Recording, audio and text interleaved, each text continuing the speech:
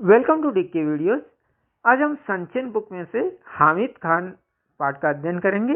तो ये कहानी एस के पोटेकाट ने लिखी है। तो इसमें उन्होंने अपना पहले का अनुभव सुनाया है। तो स्टार्टिंग करते हैं अपन पाठ से। तक्षशिला पाकिस्तान आगजनी। समाचार पत्र की यह खबर पढ़ते ही मुझे हामिद खान याद आया। मैंने भगवान से विनती की, हे भगवान, मेरे हामिद खान की दुकान को इस आगजनी से बचा लेना। अभी 2 साल ही तो बीते हैं जब मैं तक्षशिला के पौराणिक खंडर देखने गया था। एक और कड़कड़ाती धूप, दूसरी ओर भूख और प्यास के मारे बुरा हाल हो रहा था। रेलवे स्टेशन से करीब 1.25 मील की दूरी पर बसे एक गांव की ओर निकल पड़ा।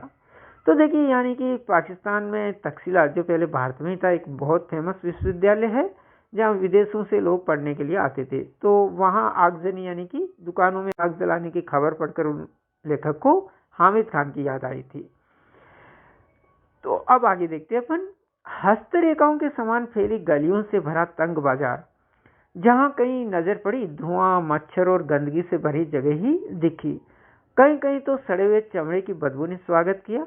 लंबे कद के पठान अपनी सहज अल्पमस्त चाल में चलते हुए नजर आ रहे थे।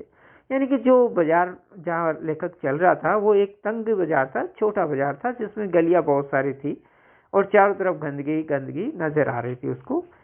चारों तरफ चक्कर लगा लिया पर अभी तक कोई होटल नजर नहीं आया। मन में विचार आया, इस गांव में होटल की जरूरत ही क्या होगी। अचानक एक दुकान नजर आई जहां चपातियां सेंकी जा रही थी, यानी रोटियां बन रही थी। चपातियों की सौंधी महक से मेरे पांव अपने आप उस दुकान की ओर मुड़ गए। अपने अनुभवों से मैंने जान लिया था कि परदेश में मुस्कुराहट ही रक्षक और सहायक होती है। सो मुस्कुराते हुए मैं दुकान के अंदर घुस गया। यानी कि दूसरे देश में कहीं जाते अपन बाहर तो अपनी मुस्कुराहट लोगों को अपना बना लेती है। तो इसलिए लेखक मुस्कुराते हुए दुकान में चला गया। एक अधेड़ उम्र का पठान अंगीठी के पास सिर झुकाए चपातियां बना रहा था। अंगीठी मतलब जो सिगड़ी होती है, वहां पर रोटियां सेक रहा था। मैंने जो ही दुकान में प्रवेश किया वह अपनी हथेली पर रखे आटे को बेलना छोड़कर मेरी ओर घूर घूर कर देखने लगा। मैं उसकी तरफ देखकर मुस्कुरा दिया। फिर भी उसके चेहरे के हाव भाव में परिवर्तन नहीं हुआ। वह बेपरवाही से तीखी नजर से उसे निहारे जा रहा था, यानी कि वो वैसे के वैसे देखा जा रहा था। खाने को कुछ मिलेगा? मैंने धीमी आवाज में पूछा। चपाती और सालन है, वहां बैठ जाइए। सालन यानी सब्जी का झोल, उसने एक बेंच की तरफ इशारा करते हुए कहा।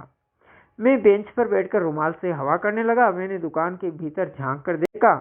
बेतरबी से लिपा हुआ आंगन, धूल से सनी दीवारें, एक कोने में खाट पड़ी हुई थी जिस पर एक जो बूढ़ा आदमी था वो गंदे तकिए पर कोनी टेके हुए हुक्का पी रहा था। हुक्के की गुड़गुड़ाहट में उसने अपने आप को ही नहीं, पूरे जहान को भुला रखा था।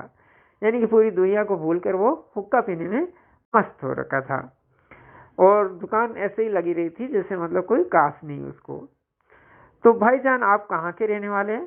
चपाती को अंगारों पर रखते हुए उस अधेड़ उम्र के पठान ने पूछा। मालाबार के, मैंने जवाब दिया। उसने ये नाम नहीं सुना था। आटे को हाथ में लेकर गोलाकार बनाते हुए पूछा, यह हिंदुस्तान में ही है ना?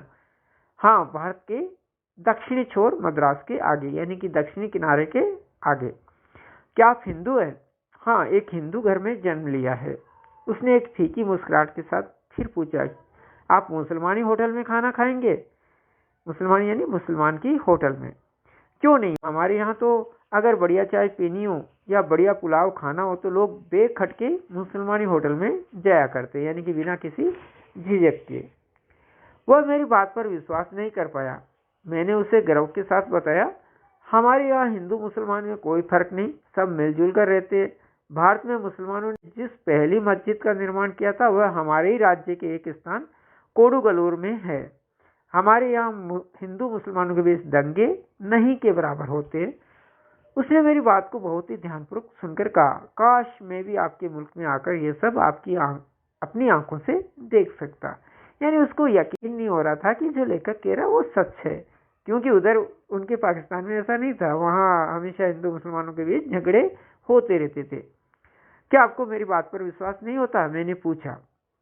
मुझे आपकी बात पर तो पूरा यकीन हो गया है, पर मैं इस पर ईमान नहीं कर सकता, यानी यकीन नहीं कर सकता कि आप हिंदू हैं, क्योंकि यहाँ कोई भी हिंदू आपकी कही हुई बातों को इतने फक्र यानी कि गर्व के साथ किसी मुसलमान से नहीं कह सकता।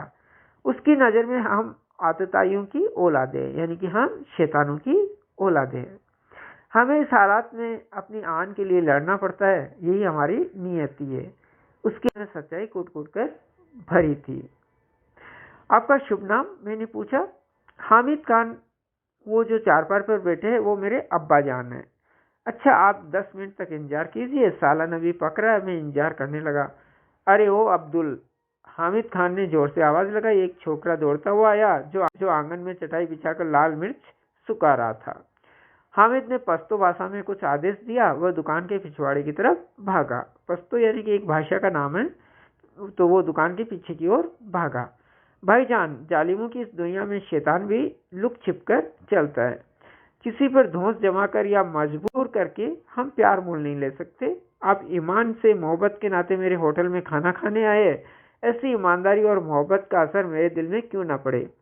अगर हिंदू और मुसलमान ईमान से आपस में मोहब्बत करते तो कितना अच्छा होता। धीमे स्वर में बोलते हुए अंगीठी के आखिरी चपाती उतार कर खड़ा हो गया। जो छोकरा यानी कि पिछवाड़ी की तरफ गया था, उसने एक थाली में चावल लाकर सामने रख दिया। हामिद खान ने 3-4 चपातियां उसमें रख दी। फिर लोहे की तस्तरी में सालन परोसा यानी कटोरी में। छोकरा साफ पानी से भरा एक कटोरा मेज पर रखकर चला गया। मैंने बड़े चाव से भरपेट खाना खाया। कितने पैसे हुए? जेब में हाथ डालते हुए मैंने हामिद खान से पूछा। मुस्कुराते हुए हामिद खान ने हाथ पकड़ लिया और बोला, भाईजान माफ कीजिएगा, पैसा नहीं लूंगा, आप मेरे मेहमान हैं। तो उसने यानी कि उसकी बातों से इतना प्रभावित हो गया था कि उसको एक मेहमान का दर्जा दिया। मेहमानबाजी की बात अलग है, एक दुकानदार के नाते आपके खाने के पैसे लेने पड़ेंगे, आपको मेरी मोहब्बत की कसम। 1 रुपये के नोट को मैंने हामिद खान की ओर बढ़ाया। वह संकुचा जा रहा था। उसने वह रुपया लेकर फिर मेरे हाथ में रख दिया। भाईजान, मैंने खाने के पैसे आपसे ले लिए, मगर मैं चाहता हूं कि यह आप ही के हाथों में रहे। आप जब पहुंचे किसी मुसलमानी होटल में जाकर इस पैसे के पुलाव खाइए और तक्षशिला के भाई हामिद खान को याद कीजिए। तो ऐसा उसने कहा। वहां से लौटकर मैं तक्षशिला के खंडरों की तरफ चला आया। उसके बाद मैंने फिर कभी हामिद खान को नहीं देखा, पर हामिद खान की वह आवाज, उसके साथ बिताए क्षणों की यादें आज भी ताजा है। उसकी वह मुस्कान आज भी मेरे दिल में बसी है। तक्षशिला के सांप्रदायिक दंगों की चिंगारियों की आग से हामिद और उसकी वह दुकान, जिसने मुझे भूखे को दोपहर में छाया और खाना देकर मेरी क्षुधा यानी कि भूख को तृप्त संतुष्ट किया था, बची रही। यही प्रार्थना अब भी कर रहा हूँ। तो चलिए अब अपन आगे बढ़ते हैं और इसके क्वेश्चन आंसर जो आपके बुक में है बोथ पर्सन, उसको देखते हैं। तो पहला आपके इसमें क्वेश्चन है,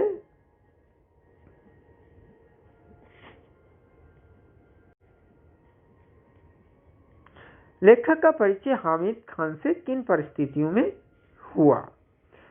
तो एक बार गर्मियों में लेखक तक्षशिला के खंडर देखने गया था। गर्मी के कारण लेखक का भूख प्यास से बुरा हाल था। खाने की तलाश में वह रेलवे स्टेशन से आगे बसे गांव की ओर चला गया। वहां तंग और गंदी गलियों से भरा बाजार था। वहां पर खाने पीने का कोई होटल या दुकान नहीं दिखाई दे रही थी और लेखक भूख प्यास से परेशान था। तभी एक दुकान पर रोटियां सेंकी जा रही थी, जिसकी खुशबू से लेखक की भूख और बढ़ गई। वह दुकान में चला गया और खाने के लिए मांगा। वहीं हामिद खान से परिचय हुआ। हामिद खान से बातचीत के समय एक दूसरे की भावना का पता चला और प्रेम की वसूबूत होकर एक दूसरे के अच्छे मित्र बन गए। सेकंड क्वेश्चन इसमें है, काश मैं आपके मुल्क में आकर यह सब आपकी अपनी आंखों से देख सकता। हामिद ने ऐसा क्यों कहा? तो हामिद खान को पता चला कि लेखक हिंदू है, तो हामिद ने पूछा क्या वह मुसलमानी होटल में खाएंगे। तब लेखक ने बताया कि हिंदुस्तान में हिंदू मुसलमान में कोई भेद नहीं होता। अच्छा पुलाव खाने के लिए वे मुसलमानी होटल में ही जाते। पहला मस्जिद कोड़गुलूर हिंदुस्तान में ही बना। वहाँ हिंदू मुसलमानों के बीच दंगे नहीं होते, सब बराबर है। हामिद को एकदम विश्वास नहीं हुआ, लेकिन लेखक के कहने में उससे सच्चाई नजर आई। वह ऐसी जगह को खुद देखकर तसल्ली करना चाहता था, तो इसलिए उसने सोचा कि वह अपनी आंखों से ऐसा देखे, तभी उसको यकीन होगा। थर्ड क्वेश्चन इज, हामिद को लेखक की किन बातों पर विश्वास नहीं हो रहा था। तो वही बात है जो सेकंड क्वेश्चन में अपन ने पढ़ा था। तो लेखक ने हामिद को कहा कि वह बढ़िया खाने या बढ़िया चाय पीने मुसलमानी होटल जाते हैं। वहाँ हिंदू मुसलमान में कोई फर्क नहीं किया जाता। हिंदू मुसलमान दंगे भी ना के बराबर होते हैं। तो हामिद को विश्वास नहीं हुआ, वह अपनी आंखों से यह सब देखना चाहता था। तो यानी कि क्या होता है कि पाकिस्तान का जो उस समय का माहौल था वो ऐसा था कि उस समय हिंदू मुसलमानों के बीच में आपस में झगड़े होते रहते थे और उनमें यानी कि शांति सद्भाव की भावना बिल्कुल ना के बराबर थी।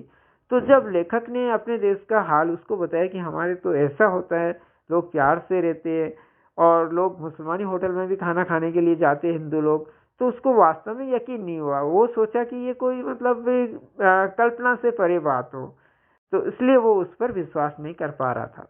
नेक्स्ट क्वेश्चन 4, हामिद खान ने खाने के पैसे लेने से इनकार क्यों किया। तो यानी कि उसने इनकार क्यों किया कि हामिद खान को गर्व था कि एक हिंदू ने उनके होटल में खाना खाया। पहली बात तो ये था कि मतलब उसको गर्व हो रहा था अपने आप पर कि कोई हिंदू लोग आके उसके होटल में खाना खा रहा है। साथ ही वह लेखक को मेहमान भी मान रहा था। सेकंड बात, वो मतलब लेखक की बातों से इतना प्रभावित हुआ था कि उसको एक मेहमान का दर्जा दिया। जैसे घर में कोई मेहमान आता है, वह आने वाले यानी कि जो आया था लेखक के शहर की हिंदू मुस्लिम एकता का भी कायल हो गया था, यानी कि उससे प्रभावित हो गया था। तो इन सब बातों के कारण से हामिद खान ने उससे पैसे लेने से इनकार कर दिया। यानी कि ये सब बातें उसको इतना प्रभावित कर रही थी, उसको लगा कि जैसे ये एक कोई विशेष व्यक्ति है, इसलिए उसने उससे पैसे नहीं लेने चाहे। फिफ्थ क्वेश्चन है इसमें, मालाबार में हिंदू मुसलमानों के परस्पर संबंधों को अपने शब्दों में लिखिए। यानी कि मालाबार जो है भारत का हिस्सा, वहां पर हिंदू मुसलमानों के जो संबंध थे लेखक ने जो बताया था उसको, उसके बारे में अपन को बताना है। तो मालाबार में हिंदू मुसलमान मिलकर रहते हैं, उनमें आपसी दंगे भी नहीं होते हैं, दोनों के धर्मों में कोई भेदभाव नहीं होता है। बढ़िया खाना खाने के लिए हिंदू भी मुसलमानी होटल में खाना खाते हैं, वहाँ आपसी मेलजोल का माहौल है। यानी कि क्या मालाबार में जो है हिंदू मुसलमान आपस में मिलकर रहते हैं, यानी कि उनके बीच में झगड़े ना के बराबर होते और दोनों धर्मों के बीच में कोई भेदभाव भी नहीं होता है, अंतर भी नहीं होता है। दोनों धर्मों के लोग एक दूसरे के जाते मिलते जुलते, और जो हिंदू लोग हैं बढ़िया खाने के लिए जो मुसलमानों की होटल है या जो रेस्टोरेंट वगैरह है वहाँ पर भी जाते। तो इस प्रकार से जो मेलजोल का माहौल है वो वैसा वहाँ पर था। लास्ट इसका 6 क्वेश्चन देखिए, तक्षशिला में आगजनी की खबर पढ़कर लेखक के मन में कौन सा विचार कौन रहा। इससे लेखक के स्वभाव की किस विशेषता का परिचय मिलता है। तो तक्षशिला में आगजनी की खबर पढ़कर लेखक को हामिद खान का ध्यान आया, जहां लेखक ने खाना बड़े अपनेपन से खाया था। उसने सोचा भगवान करे हामिद खान सुरक्षित हो। इसके लिए लेखक ने प्रार्थना भी की। इससे लेखक के धार्मिक एकता की भावना का पता लगता है। उसमें हिंदू मुसलमान में कोई फर्क नहीं है, वह एक अच्छा इंसान है। यानी कि इस बात से हमें क्या मालूम पड़ता है कि लेखक जो था वो एक बहुत ही भला इंसान था और वो हिंदू मुसलमान में कोई फर्क नहीं मानता था और यानी कि सबको एक ही ईश्वर की संतान समझता था। तो आशा आपको यह पार्ट समझ में आया होगा, क्वेश्चन आंसर आपको समझ में आए होंगे। Thanks to watching my video.